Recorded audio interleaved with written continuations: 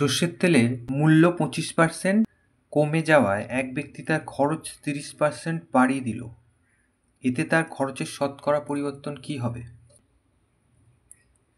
তাহলে এখানে আমরা প্রথমে লিখব মনে করি। ব্যক্তিটি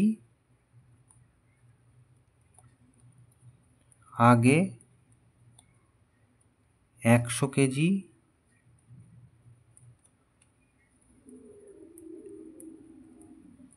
সর্ষের তেল ব্যবহার করতেন,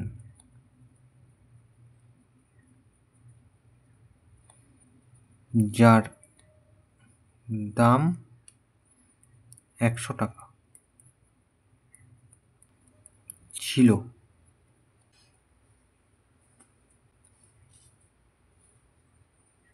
তাহলে আগে 100 কেজি সর্ষের তেলের দাম ছিল 100 টাকা, এখন 25% দাম কমে গেছে।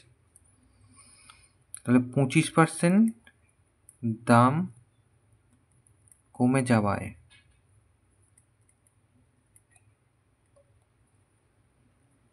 এখন 100 কেজি সর্ষের তেলের দাম 100 বিয়োগ 25, মানে 25% কমে গেছে, মানে 100-র মধ্যে 25 কমে গেছে, এত টাকা। তার মানে 75 টাকা।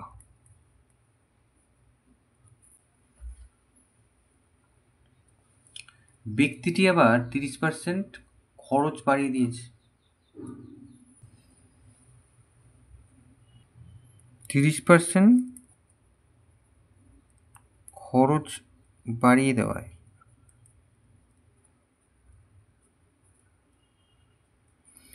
এখানে খরচ বাড়িয়ে দেওয়ায় মানে 30% সর্ষের তেল খরচ বাড়িয়ে দেওয়ায় ব্যক্তিটি এখন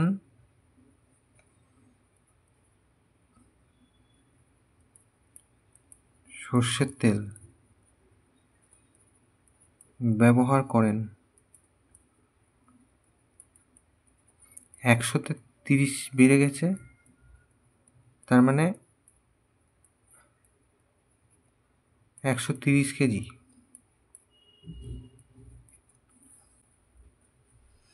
তাহলে এবার দেখি খরচ কি হয়েছে। তাহলে এখন 100 কেজি তেলের দাম হচ্ছে 75 টাকা। তাহলে 100 কেজি তেলের দাম 75 টাকা, 1 কেজি তেলের দাম 75/100 টাকা, আর 130 কেজি তেল ব্যবহার করছে।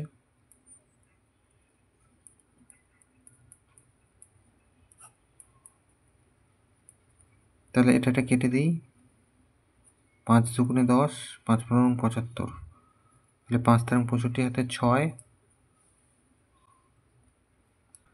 13কে 13, 13 6 19, 195/2 টাকা।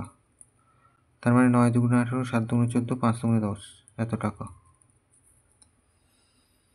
তাহলে তার আগে 100 টাকা খরচ হতো, এখন খরচ হচ্ছে 97.5 টাকা। তাই তার অতএব খরচ কমেছে কত? 100 বিয়োগ 97.5, তার মানে 2.5 টাকা। তাহলে কি লিখব? অতএব 2.5% খরচ কমেছে। এটা উত্তর।